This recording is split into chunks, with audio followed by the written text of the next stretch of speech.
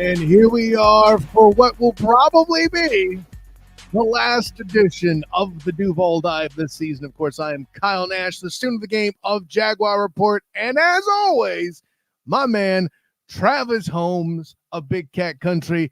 I would say good morning to you, champion, but I'm not sure how a therapist greets a patient in this setting. And I feel like this is going to be a lot of therapy and offloading of pain and trial for not just you, but for the Duval devout as the whole after this past weekend. Because goodness gracious, you got a different shirt than I thought you'd have on today. I'll tell you what. Well, I've gotten it out of my system over the past, few days, past week. Wearing this team makes me drink. It's to the point where I gotta wash it. I gotta do something else. I gotta move on with the off season, if that makes sense, because Well, I listen, can't be drinking all the time, man. you sporting the golden arcs is cool, but then I get worried about you staying on your diet. Like that's Well, no, it's not. No. It's not McDonald's. It's McDowell's. It's okay. It's a little different. It's not the special cheese. It's in a different order, so it's a little healthier for you. That's all. your buns have no seeds. I get it. That's fewer carbs, but Right there we go. hamburgers, man. I don't know, man. I don't know. I'm worried about you, brother. I appreciate the concern, bro. If I can make it to next season, we'll figure it out. I don't know. I don't know how healthy for your diet Thousand Island dressing is. It's all I'm asking. I don't know. I got you, brother. No, hey man, listen, I had to throw shouts to your golden arcs, not the golden arches, right? The golden arcs and all that. But I'll put it this way, coming to America seemed to have been a problem later in the season for the Jags. More on that later. Let's focus more on the Titans game. And listen, I just got done talking to Mark Moses of 1540 The Fan in Melbourne, who asked me about the Titans game. And I think you and I on the Pro Sports Fans app, bing, in our watch along Duval Dive Live, cited that two things were very different and a big part of it. One, Will Levis not starting helped them because pinpoint passing is something that Tannehill today, as an experienced quarterback, does better than Will Levis. And B, the fight in the Titans O-line compared to the Jags D-line was just completely different from when they got trounced in Duval at Everbank. And of course, Derrick Henry took advantage of that just like a talented running back would, right?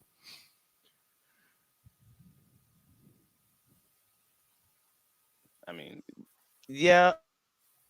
And unfortunately, I actually viewed it as Derrick Henry to establish their passing game because Tannehill was problematic, we'll say.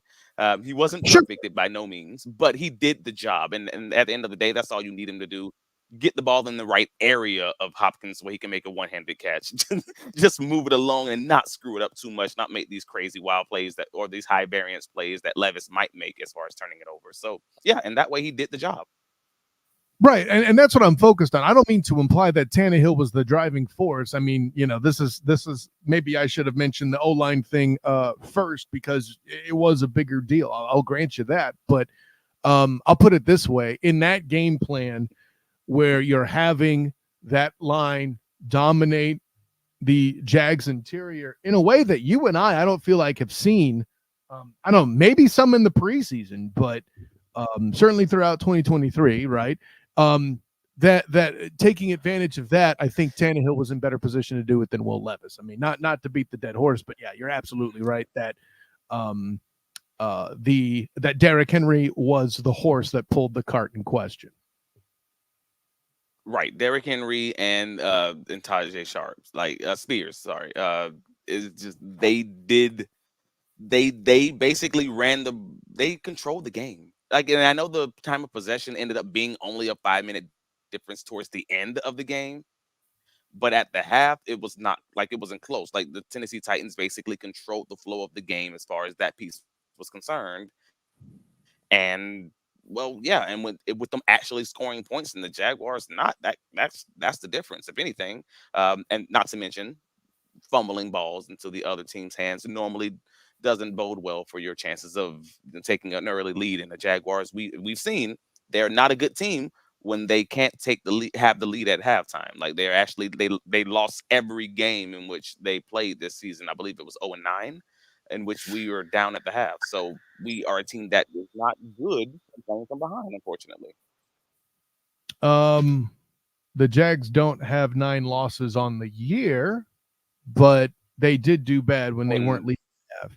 0-7, 0-8, it was something along those lines.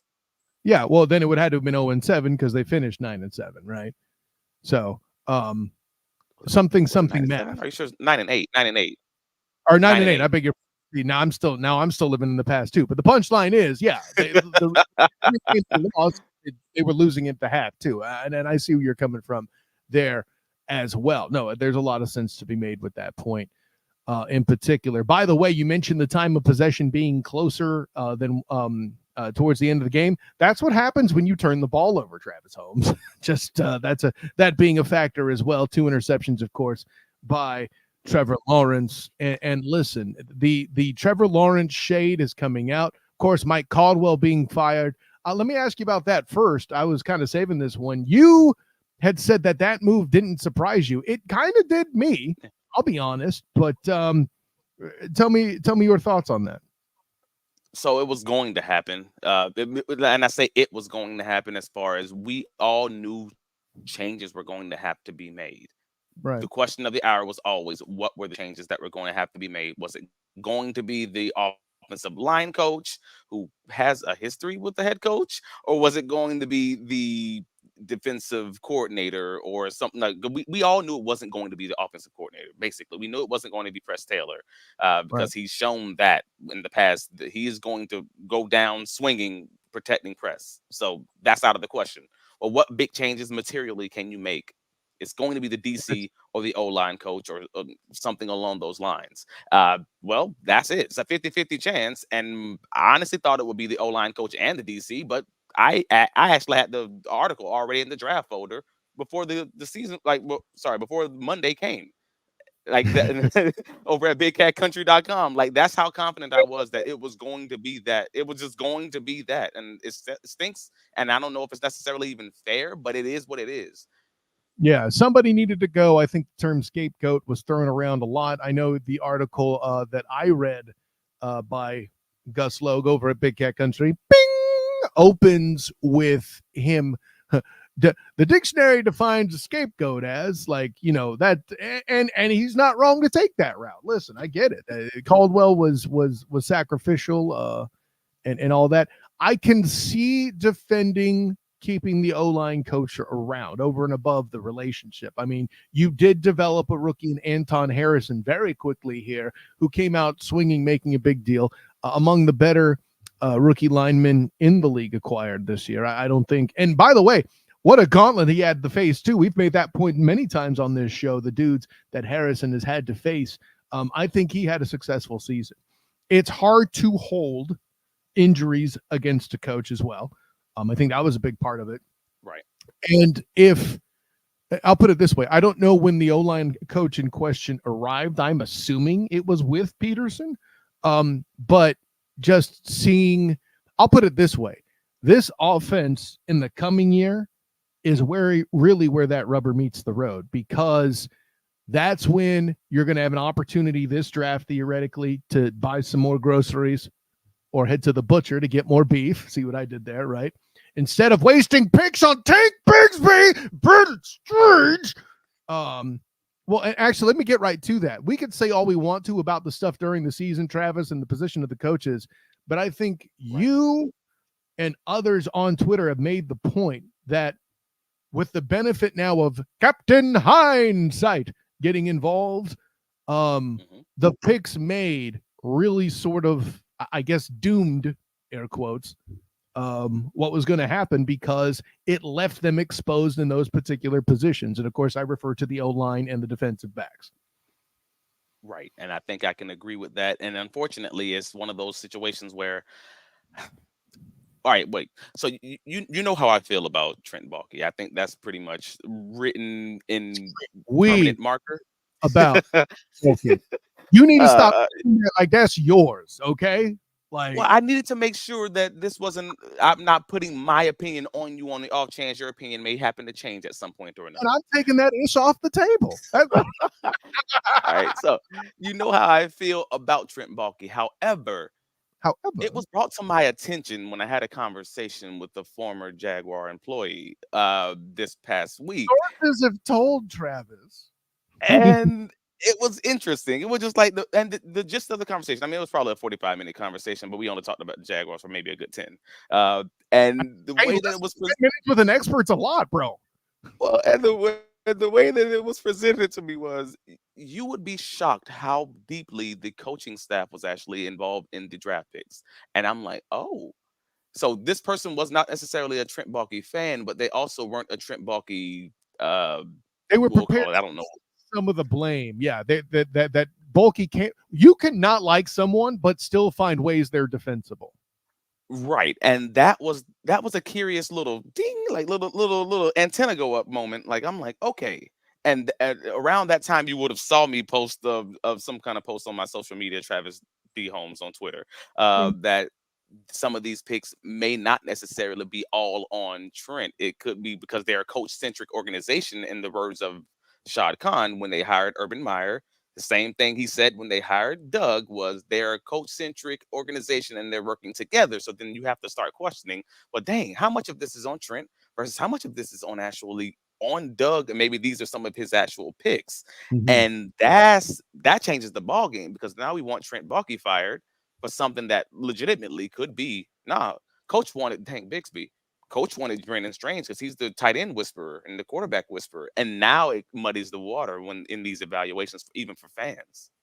Yeah, well, no, and I think that's a fair point you're making. I would even say this: you, I think, explained to me probably on the show here on the Duval Dive that those picks were augmentations of a Doug Peterson offense. So it would Right. track that he made those picks. And granted, if he was involved with bringing Anton Harrison in, if we're going to talk trash on the ones he missed, we got to give him credit for his hits. That Right. being said, it would certainly appear that he has more misses than hits in the draft so far. Granted, we can't comment on Abdullah yet. He spent so much time getting hurt. Yeah.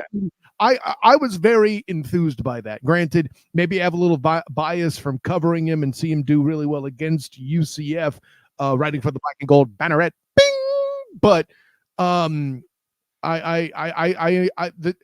I see Abdullah making an impact. Right. How big a one is another question. And what round was he? I think it was a fifth round or something like that. It was So, dang, it was either fourth or fifth. yeah, I'm drawing a blank right now. either way, Abdullah getting a contributing role as a third day guy, as a second day guy is good. I'd like to see it. I think that'll happen, right? Right. And not bad for a dude coming out of Louisville. I get it. So with that in mind here, obviously the Jags are not in the playoffs, much to the chagrin of the Duval devout. But let's do a little story time with Uncle Travis on what may have been the cause. I bring you the curse of Captain Duval. Travis. Never cheat on your main. The Jacksonville Jaguars. We had our NFL Jacksonville Jaguars fan of the year in the commission special, and for whatever reason, we started flirting with this other guy from Britain. The Jacksonville Jaguars were 8-3. The fans, even if they weren't ecstatic, they were raving about the fact that we had a chance at the number one seed in the AFC. And then over from overseas, we bring him back into Duval County, and all of a sudden we were a household divided. Team goes 1-5 to finish out the season, and all of a sudden you guys have made me wear my "this team makes me drink" shirt, and we're all just regretting this emotional investment. It's a sad day, man. We started the Whoa. season off as the Fresh Prince of Bel-Air, and we ended the season off as Carlton, man. Come on. Hey, listen, first of all, it's not unusual for teams to struggle late in the season with that many injuries. See what I did there? Second, again, with the coming to America reference just being perfect, with seeing the struggles that happened after they got back from England. It's just too perfect. Like, other than the Bills, I struggled to find an air quotes good team. And I suppose you can count the Texans. I'm not here to smite the Texans. That's not what I'm getting at. But the Jags beat 3 playoff teams. And by playoff teams, I mean teams that made the postseason this season, obviously. Right. But the Jags beat 3 playoff teams and let others that made the playoffs off the hook. Needing overtime. Granted, one could argue that coaching, Zach Taylor and company play calling a pass by Boyd kept them in the game to bring it to overtime, but they had a shot to beat Jake Browning and the Bengals. They had a shot to beat Patrick Mahomes II in week 2 in Everbank. I'm missing another one they had a shot to win, but that exists. They did not have a to beat the Ravens. So there's that. Well, that's the fun part about this, because that's just the NFL. Like that's no different than the Vikings last year, when it always comes back to the mean. Like when you end up going like undefeated in 1-score games, and then all of a sudden it flips the next season. Like, that's natural within the NFL just in general. And that happened. That's kind of what happened for the Jaguars this year also, though. Yeah, you can't expect to come back after being down 10 points, 15 points, 20 points at the half multiple times in 2022. And then in 2023, you can't buy a victory being down at the half. It's just all of a sudden that magic switch, it didn't go off. And in the words of Christian Kirk said something like that earlier this week. Yeah, I know. And Kirk, I think Kirk's assessment is awesome, and relying on magic, and it was always the Jags' energy didn't work. I agree with that assessment. I would also maintain the Jags had a bit tougher schedule this year. For example, taking on the AFC North this year, an absolute bear. Okay. We're talking about a team that had Jake Browning at the helm and is 1 game short of 4 10-win teams up in this humpy puppy. Okay. Then you have the Niners on the schedule. Ouch. Okay. Just a lot going on. By the way, Kansas City Chiefs and the Bills on the schedule. Like, those are all pretty rough games. And then, by the way, the Texans get significantly better. The Colts got significantly better. The Titans were the Titans. But, honestly, you can't say the Titans are the Titans and then we lose against them. That's actually, that's the most Jacksonville damn thing I think has happened, is the Titans and the Titans, and you're still split with them. That's absolutely a Duval thing. You know I'm right there. Yeah, you're right. The only bit of respite they had was playing the NFC South. I'm not here to world beat that, but I feel like the highs were higher and the lows were lower, and then the division on the whole got better. And it was always the Jags wasn't going to work anymore. I think I can agree with you, because even some of the hard teams that the Jaguars played in 2022, and we talked about this last season, was they may have had injury issues. When they played the Chargers earlier in the year, they had an injured quarterback and one of the receivers down. Colts at one point had Holmes out. They were down Bosa. Right. That does change the math just a little bit. You're making a fair point. And some of the harder teams they would have had to play against in 2022, they lost against, whether that be the Chiefs, where they beat the Ravens with the comeback, got demolished by the Lions. Like, so you're not wrong, but it's funny. The Ravens this year is a better Ravens team, by the way, because they got rid of their obsolete offensive coordinator. No, you're not wrong there. So the schedule did get harder. I will acknowledge that, but also the schedule got tougher, and those aren't the same thing. When I say the schedule got harder, cool, these are more difficult teams to play. I think you're absolutely right in your assessment. More physical teams. Yeah. So again, the Detroit Lions last year show what you can do against being physical against the Jacksonville Jaguars team, and now all of a sudden you have 5, 6 physical teams on the schedule the next year, and all of them. And all the losses look the same. Yeah. Domination up front. You just can't run the ball. And wow. Yeah, you're not wrong. So yeah, in that way, the Jacksonville Jaguars kind of ran into a buzzsaw because they weren't ready for what was coming for them. I would make the argument that the Jags, dealing with physical teams, by the way, repelling the Bills. Obviously, the Bills, I think, is the best win of the year. I don't think anyone's going to argue with that. I certainly say as much in my article about the top 5 best and worst moments for the Jacksonville Jags in 2023 from the Jaguar report. Bing! But I'll say they also, too, to the Jags' credit, when they were still healthy, when they were still doing damage to teams the way they were leading in turnovers, I think they kept the Bills long-term from well, they did eventually win the division, but they didn't dominate it. They needed the Dolphins to choke in week 18, hashtag I said it, in order to get there because of the will imposed by the Jags. However, from that point on, that Cincinnati game, there's your buzzsaw, in my opinion. All the injuries that took place, not everybody came back from it. And just watching the will break from that point on, where you hit more physical teams back to back to back, the Browns, the Ravens. Hell, I mean, by that point, of course, they lost to the dang Bucks. They're on the road, and Baker Mayfield's looking better than he did. I mean, it's all making sense. And perhaps that lends tribute to your Captain Duval point. Well, no, man, what I'm hearing is actually that that Zach Taylor just ruined Christmas for press. That's what I'm getting. Zach Taylor basically wrote the book on how to beat the Jaguars, and everybody else from that point on, it was just all downhill. And we talked about that week after that loss. That Zach Taylor saw the Buffalo Bills game, said you guys didn't run the ball enough, and that's why you lost. I'm going to run the air out of these balls, and they did. And and from that moment on, the Jaguars couldn't stop a sneeze. That was it. Zach Taylor came into town for Christmas vacation and brought up politics, and Press Taylor just couldn't handle it. I get it. That's it. Big brother. That's a big brother love, unfortunately. So upcoming here, I think, will be the completion of Travis Holmes' therapy. In something he labeled the top Jaguar plays of 2023. Warm up your hugs. Travis needs some love here. I'm going to go ahead and show don't tell Travis's top 5 plays rather of 2023. And hey, maybe an excuse for me to throw another bing if you want to check out my moments on Jaguar Report. Yes. But yeah, walk me through it here, Travis. Here we go. So number 5, to start this season off, this is how the Jacksonville Jaguars season basically went in a shell, where we have perfectly thrown balls that result in interceptions off of our rookie running back's hands. But good hustle trying to go on. At least you went and hawked him down and got the tackle. So good job there, Tank. But that's how the season started off for the Jacksonville Jaguars. Week 1, that's a pretty good omen for how the season would end up going.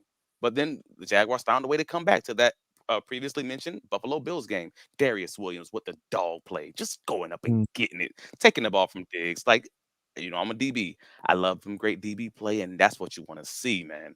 But number 3, you have Christian Kirk, that dude shutting the door on the New Orleans Saints, and with a lot of great blocks going downfield. Like, again, we know we missed that dude so much. We know we missed that dude so much, and then he delivers the package with the Amazon, the Amazon Prime with the Amazon delivery for the celebration. Hey, man, you gotta love that. Number 2, we got to give him some love, and it wasn't about this individual play; it was about his play over the whole season. But this just represents it all. Josh Allen, pay that man. Just back in the Brinks truck. This is his sack that basically gets him the Jacksonville Jaguars record when he ties it with Calais Campbell, and he had to give the man his credit and doing the dance. Mayor of Jacksonville, I love it. See Titans in a game that we lost by 8. Oh, and for your honorable mention, we got to take a look at your boy Luke Fortner, because we got to talk about him. We know. Everyone knows that this is probably the weakest spot on the Jacksonville Jaguars roster. So this was actually a very bad Trevor Lawrence audible. Just very bad. You can't have a play when the the guard is supposed to be pulling an audible to a quarterback sneak, when the center actually has 2 people attacking him. So he's going to get dominated no matter what, and he has to go sideways. So as bad as Luke Fortner may have been this season, unfortunately, he was left out to dry on that audible from Trevor, because he has to block 2 guys while running sideways on a goal line play. I don't know. And those are your top 5 plays of the Jacksonville Jaguars season. Here's what I know. You had to bring in all that smack talk, and poor Foye Oluokun completely left hanging out to dry. Don't even mention the pick 6, man. Come on, man. It's top 5 And that's including bad and good plays. I'm sorry, I couldn't put it there. No, it's all right, man. I just from my perspective as a host on this show, I had to throw some year-end love to Foye Oluokun. Now a Pro Bowler, by the way, as an alternate. So yeah, absolutely. I call the Browns the most underappreciated defense in the league, but Foye is certainly the most underappreciated defensive player, in my opinion, in the 3 league. years So in, man. I mean, another 100-yard tackle, bro, or 100-game tackle, better.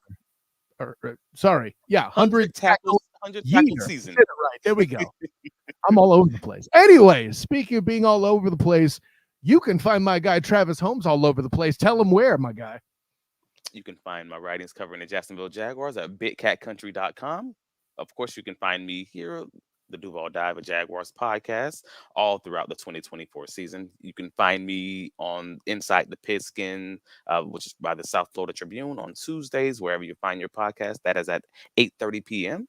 And you can find me on all the socials, Travis D. Holmes. Wonderful season, Duval. Wasn't the season we wanted, but I guess it's the season we deserve based on our GM. I even though you're trying to, I don't know, based on the draft, we'll say that regardless of who picked it, it was the draft that made it happen. I think we'll agree on that without question. Of course, I am Kyle Nash, the student of the game. You can find me on Twitter at the SOTG. Find me on Instagram and Threads as the same, the SOTG. Check out my writings. Well, actually, also on Facebook as a student of the game. Apparently, just like Gus Malzahn's mom, I got reminded there at a press conference I was at for the Black and Gold Banneret introducing KJ Jefferson. So check that action out as well. Of course, my writings for the Jacksonville Jaguars will be found on the Jaguar Report. Check out my work also with the three-point conversion, especially on their YouTube channel. You'll find some of my NBA offerings there, where I also cover for A7 BN Sports. There we go, all the way around. An honor, joy, and privilege to do it. Listen, had a fun time this season, whether it's here or on the Pro Sports Fans app. Can you do better than me and the champion, Travis Holmes here?